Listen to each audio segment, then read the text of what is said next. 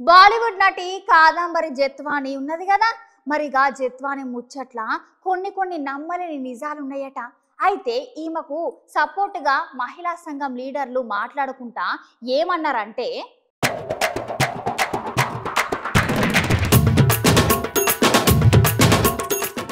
బాలీవుడ్ నటి కాదంబరి జత్వాని ముచ్చట మన తెలుగు రాష్ట్రాలలో అందరికీ తెలుసు కదన్నుల్లా.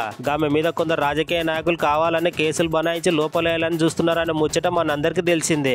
అయితే ఇప్పుడు బాలీవుడ్ నటి ముచ్చట మీద ఆంధ్రప్రదేశ్ రాష్ట్రంలో ఉన్న కొందరు మహిళా సంఘాలకు సంబంధించిన లీడర్లు రమాదేవి మేడం గట్లనే దుర్గా భవాని మేడం మాట్లాడుకుంటా ఇన్ని రోజులైనా కూడా వాళ్ళ మీద కేసు ఎందుకు నమోదు చేస్తలేరు, ఈ ముచ్చట మీద రాష్ట్ర ముఖ్యమంత్రి చంద్రబాబు నాయుడు సార్ కు చెప్తే సాయం చేస్తామని చెప్పిండు. అయినా కూడా పోలీసులు ఈ కాదంబరి ముచ్చట మీద ఎందుకు చర్యలు తీసుకోకుండా ఆలస్యం చేస్తున్నారు, ఎందుకు ఆ నిందితులకు కొమ్ముగాస్తున్నారు, ఈమె కుటుంబం మీద ఎందుకు వ్యతిరేకంగా గింతగానో బేరూపులు చేస్తున్నారని గట్టిగా అడుగుతున్నారు. గట్లని ఈమెను ఇక్కడున్న ప్రభుత్వం చంద్రబాబు నాయుడు సార్ దగ్గరికి తీసుకుపోయి మాట్లాడించలేనని వాళ్ళు మాట్లాడుతున్నారు.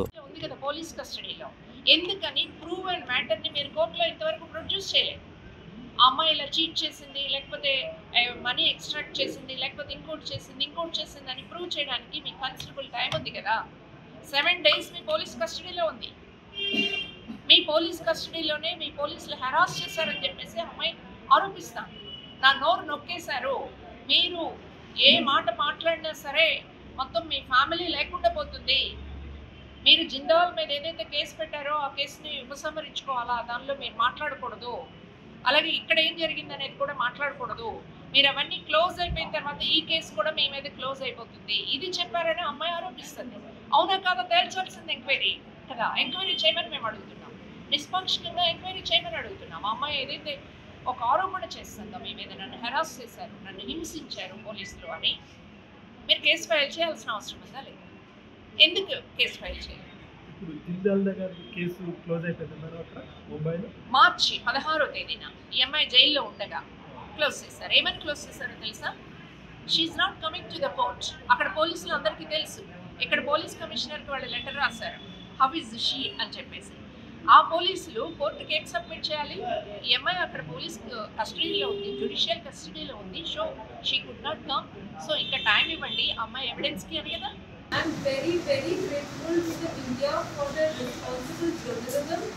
All the media that leaked out this truth, that was very vital. And the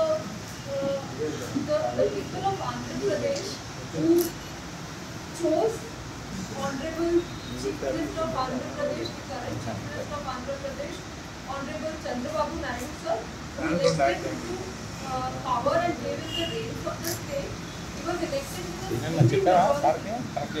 his able governance and people under him, his able men to form the onus to serve justice to a woman and her old parents who have been wrongfully and illegally harassed.